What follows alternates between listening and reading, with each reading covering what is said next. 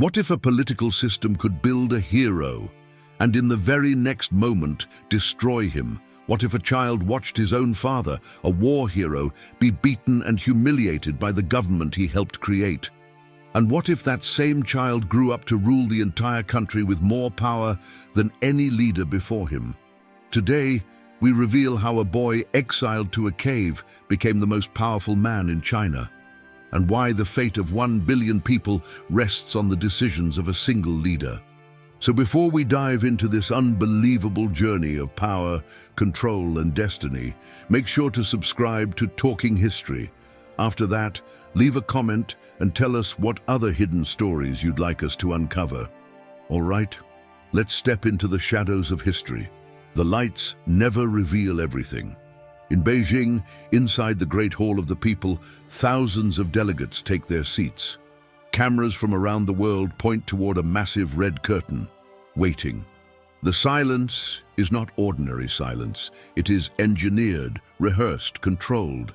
A single moment is about to decide who will rule the lives of more than 1 billion people. Every 5 years, China performs a ritual the world rarely understands. It is not an election, it is not a debate, it is the unveiling. Behind the curtain stand 7 men. Only 7. They are not chosen by votes, but by strategy, loyalty, and fear. They represent the highest authority in the Chinese Communist Party, the Politburo Standing Committee. No law limits their reach. No institution overrides their decisions. They are the architects of modern China. The order in which they walk onto the stage declares the hierarchy of power. When the curtain opens, the first man to emerge determines the future of the country. And on this day, in October of the year 2022, the first man who steps into the light is someone who has already ruled China for 10 years, Xi Jinping. He walks slowly, as if time bends to accommodate him. His face is unreadable.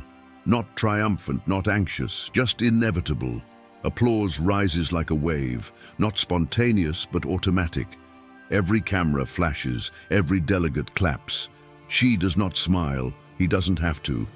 The message has already been delivered. He has secured a historic 3rd term. No Chinese leader has held this much power since Mao Zedong. He removed the presidential term limit. He purged rivals. He surrounded himself with absolute loyalists. This moment is more than a ceremony. It is a declaration. Xi Jinping does not intend to leave power.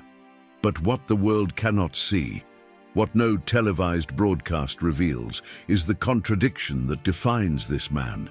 Because Xi Jinping, the most powerful leader of modern China, grew up fearing the very system he now controls. As a boy, he watched the same institution destroy his family. He saw his father humiliated. He was sent into exile.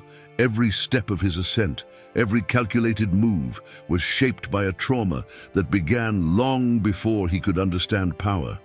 To understand why Xi Jinping refuses to let go of control, we must go back.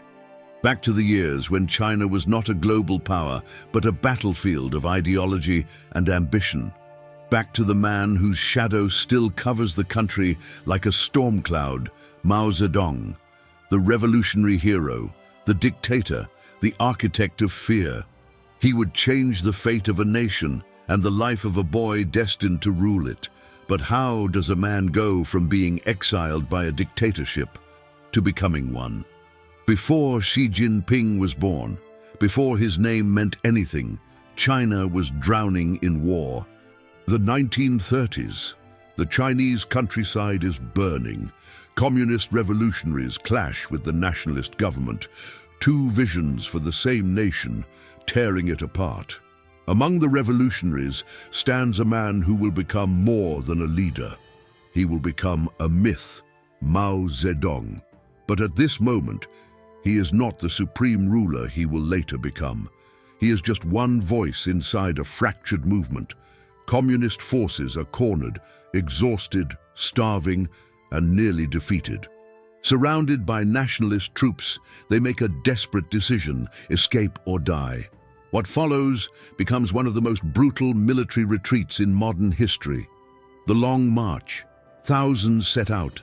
Only a fraction survive. They cross raging rivers on ropes, drag cannons through frozen mountains, bury friends in shallow mud, then march again at dawn. During this hellish journey, Mao rises. Would the commanders insist on traditional warfare, direct confrontation, predictable tactics, and catastrophic losses? Mao proposes something different.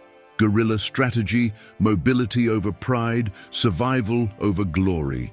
His methods save what remains of the Red Army, and with survival comes something far more valuable than victory: authority.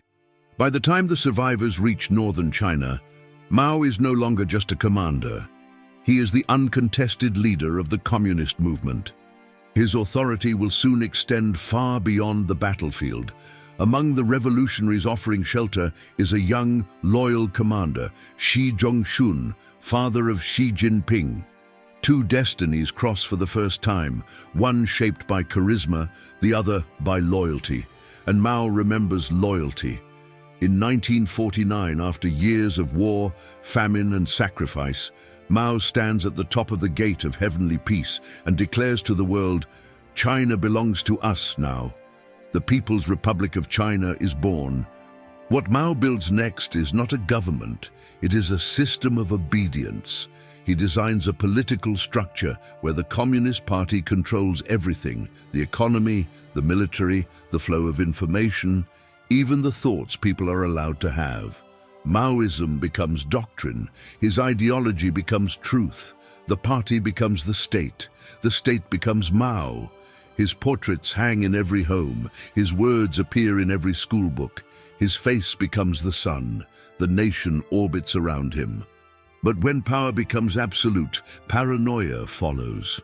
In the late 1950s, Mao launches a radical transformation. Farms are collectivized, private property abolished. He promises abundance. Instead, the policies trigger famine and mass starvation. Tens of millions die. Mao does not accept blame. Instead, he blames those who question him. Anyone who deviates, teachers, intellectuals, artists, officials, becomes an enemy of the people. He removes rivals one by one, replacing them with loyalists who owe him everything. Among those rising through the ranks is Xi Jinping's father, trusted with high-level positions in Beijing. The family becomes part of China's political elite, privileged, protected, untouchable, until Mao decides to burn down everything he built. The Cultural Revolution explodes in 1966, a movement designed to purify loyalty through fear. Millions turn against neighbors, teachers, co-workers, even family members. Books are burned, universities shut down. The young become enforcers, known as the Red Guards. At rallies, Mao's image towers above them like a god. And one day, in the middle of this chaos, Xi Jinping, Mao's loyal revolutionary survivor of the Long March, is dragged in front of a crowd. Students shove him, forcing him to bow.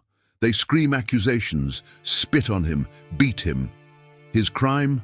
Not questioning Mao soon enough. The photograph of him being restrained becomes symbolic, a warning to others: no one is safe from the revolution. In that same year, a 15-year-old boy watches his world collapse. His father is purged. His family is labeled as enemies of the revolution. He is expelled from school and exiled to the countryside. There, the son of a revolutionary hero sleeps in a cave, works like a laborer, and learns his first lesson about China.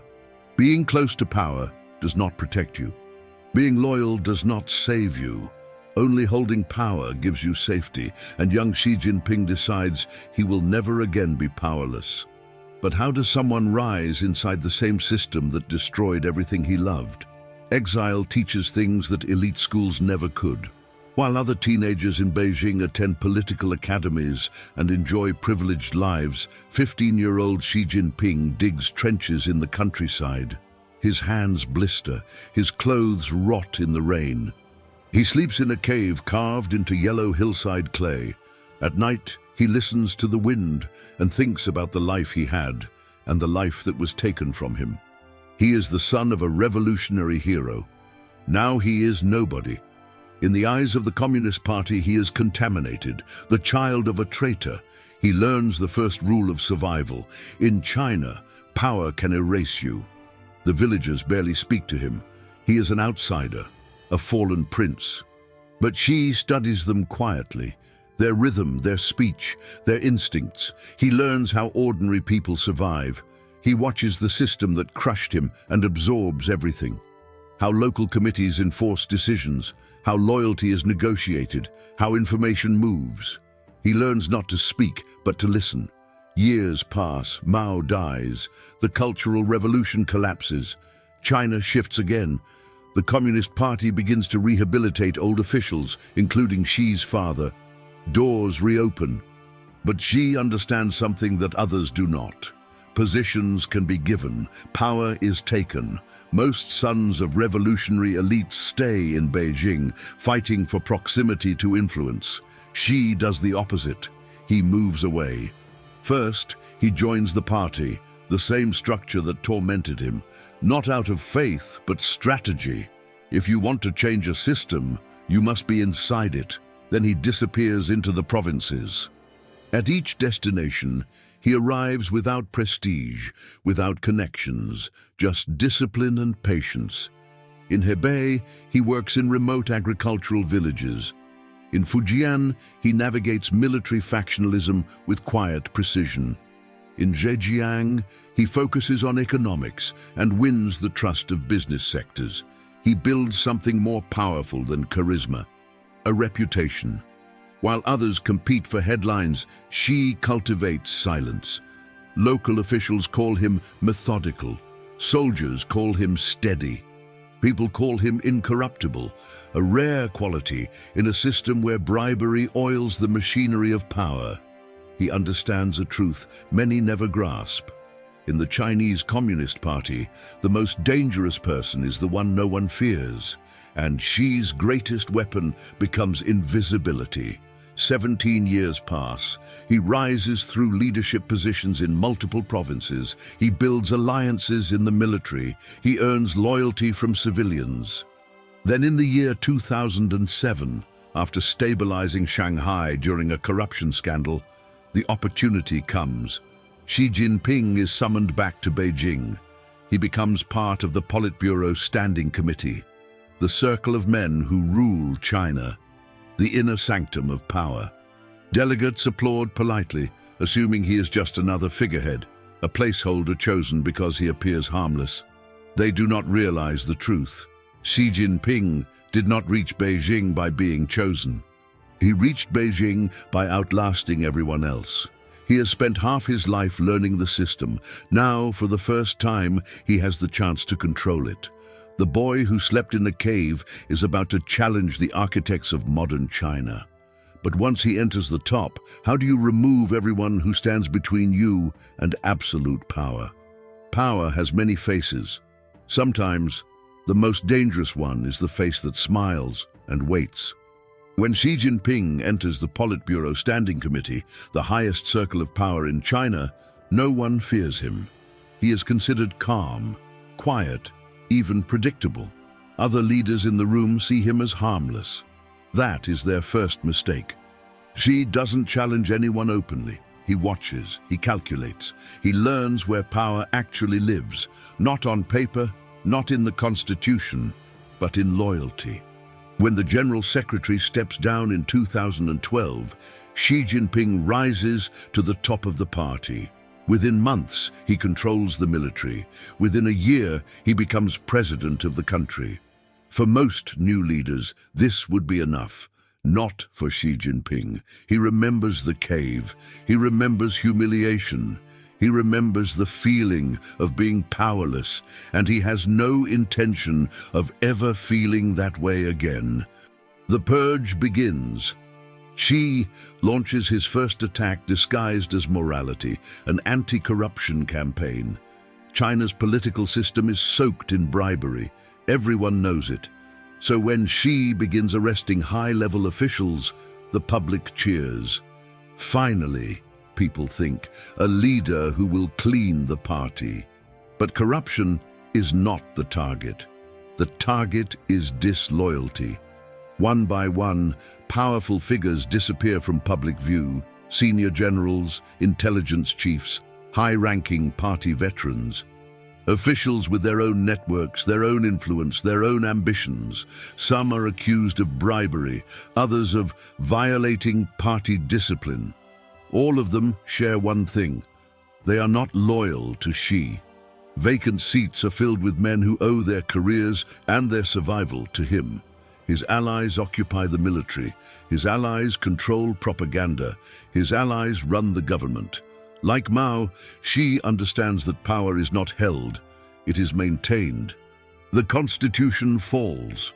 In 2018, Xi moves to eliminate the only barrier that could stop him: term limits. For decades, China had a rule: presidents could serve only 2 terms. It was created to prevent another dictatorship like Mao's. Xi removes it. Delegates applaud. The rule collapses in minutes. The message is clear: Xi Jinping will not step down. He introduces a new official doctrine: Xi Jinping thought. Just like Mao before him, his personal ideology becomes mandatory reading in schools, universities, party training centers, and even military academies. Children memorize his quotes.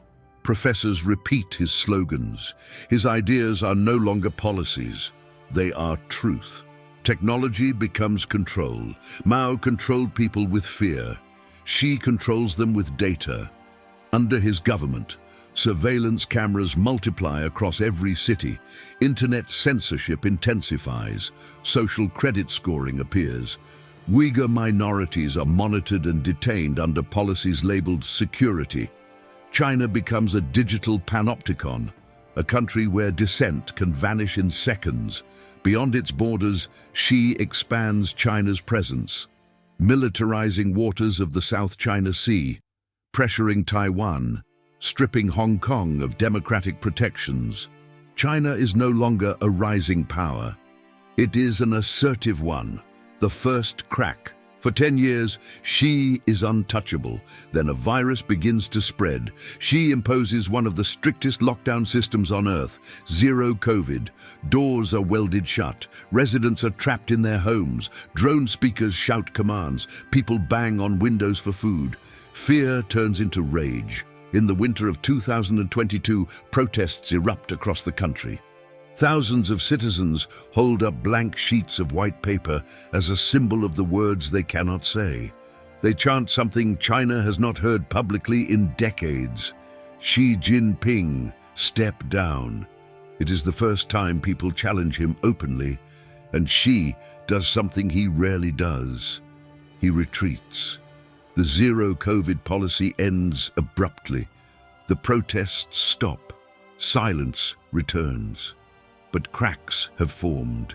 He walks onto the stage months later, revealing the new Politburo Standing Committee. Every man on the stage is loyal to him. For Xi Jinping, absolute power is no longer a goal. It is reality. And yet, an uncomfortable question hangs in the air.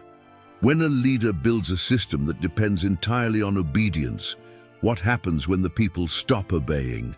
When history looks at the journey from Mao to Xi, it sees a circle. Mao built a cult of personality. Deng broke it apart.